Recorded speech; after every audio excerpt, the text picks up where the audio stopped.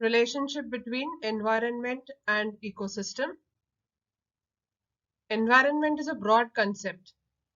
Environment consists of ecosystems like land, water, aerial, etc.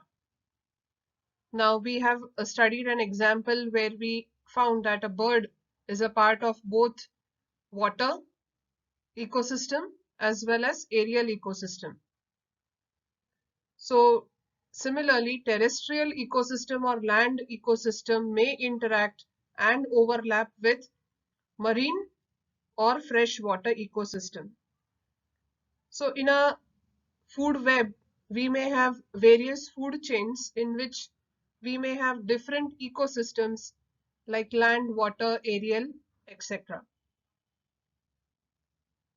Physical, chemical, and biological factors affecting the living organisms in any possible way is collectively called as environment. And there are two main types of environment. One is natural environment and the other is artificial environment. Now we know that biotic and abiotic factors are the two main components of the ecosystem.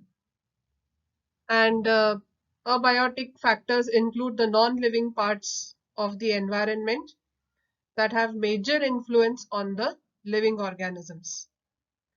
Now, under abiotic factors, we may include physical as well as chemical factors. Various physical factors like sunlight, temperature, humidity, rainfall, moisture, soil, fire, floods, storms, etc. are the various physical factors that affect the living organisms.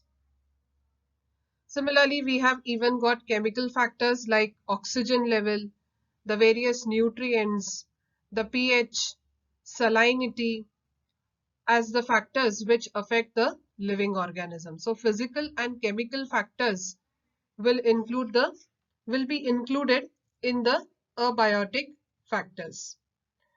Even biological factors affect the living organisms. These biological factors include microorganisms and parasites. So biological factors will fall into the category of biotic factors. So all these physical, chemical and biological factors that affect the living organisms in any possible way is collectively called as environment. Now let us take a few examples. Like for example, we have sunlight, and it is the main source of energy on earth, and that makes it extremely important a biotic factor, because sunlight is necessary for photosynthesis, the process by which the plants prepare their food, and this food then becomes available for animals. So without sun, plants could not be alive, and without plants, animals cannot live.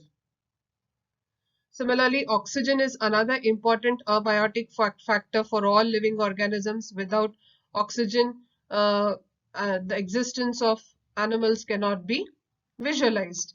Similarly, soil is another important abiotic factor that makes up the small particles and comprises of the rock, that is sand, clay, that is mixed with decomposed plants and animals.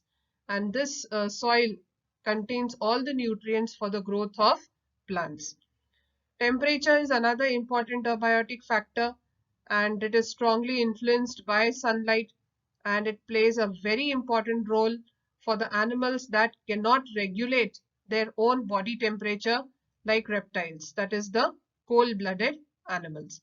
So in short, physical, chemical and biological factors affect the living organisms, and in any possible way, it is collectively called as environment. Now we have said that there are two main types of environment. One is natural environment and the other is artificial environment. Now we all are aware with the natural environment. Let us talk about artificial environment. Now, according to Herbert Simon, he has written a book called The Sciences of Artificial. So in his book, Herbert Simon, The Sciences of Artificial, he defines artificial environment as things that are created or manipulated by humans as artificial systems. Now let me give you some examples of artificial environment. We have artificial beaches. We have hybrid crops. We practice nowadays soilless agriculture. Artificially prepared elements we have got.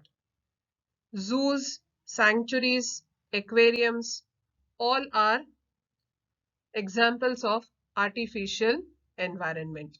So we have two types of environments. One is that which is natural and the other which we have created, that is artificial. Natural environment consists of air, atmosphere, water, land, living organisms, etc. Artificial environment affects the natural environment directly or indirectly. The science that deals with the study of interactions between biotic and abiotic factors of the environment is called ecology. So this is very important statement here. The science that deals with the study of interactions between biotic and abiotic factors of the environment is called ecology. So we have seen that biotic, abiotic factors are the components of the ecosystem, and there is constant interaction between these two factors because all living organisms which are included in the biotic factors are going to be affected by the abiotic factors. Basic functional unit used to study ecology is called ecosystem. In brief, biotic and abiotic factors occupying a definite geographical area and their interactions collectively constitute the ecosystem. So here we have established the relationship between environment and ecosystem. So to summarize the relationship between environment and ecosystem, we may say that an environment is the surrounding area in which an organism lives, and it includes air, water, food, and energy that it requires for survival. Whereas ecosystem includes all the living organisms, that is biotic factors, and the non-living things, that is abiotic factors present in that area. And we know that how important the abiotic factors are in the life of the biotic ones. We have seen a list of abiotic factors like sunlight, soil, temperature, humidity, various chemicals, the amount of oxygen, what role these things play in the life of the living organisms. This is what we have already seen. So it's very important that a balance needs to be maintained between the interaction of living and non-living things. If this balance is disturbed, even if one of the factors gets disturbed, it may threaten the entire ecosystem, or it may even result in the entire destruction of the ecosystem.